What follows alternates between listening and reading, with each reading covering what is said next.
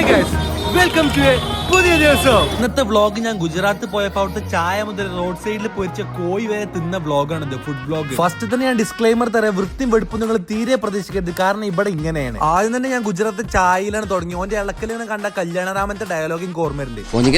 ഇതിൽ മസാല പിടിച്ചിട്ടില്ലല്ലോ. ഞാൻ മസില് പിടിച്ചിട്ട് തന്നെയാണ് ഇളക്കണത്. ഇവിടുത്തെ ചായ കൊടുക്കുക ഒരു ശാസ്ത്രീയ വശമുണ്ട്. ഈ കപ്പ് എടുത്തൊരു സാസർക്ക് വെച്ചിട്ട് സാസറിലാണ് മോന്തി കുടിച്ചത്.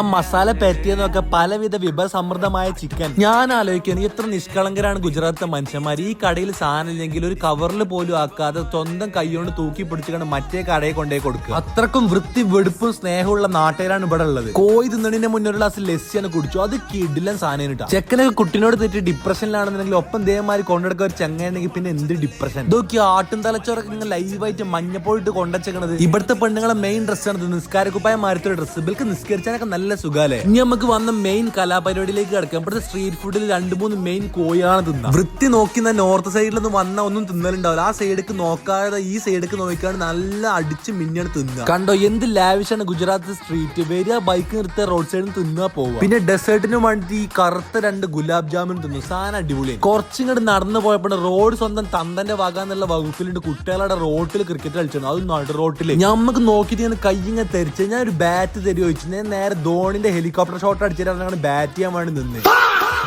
1 അല്ല 2 വട്ടം ഞാൻ കുട്ടികളുടെ ഇടയിൽ പൊട്ടനായത്. പക്ഷെ 3ാമത്തെ ബോൾ ഫർസൻ 6 തൂക്കി മോനെ.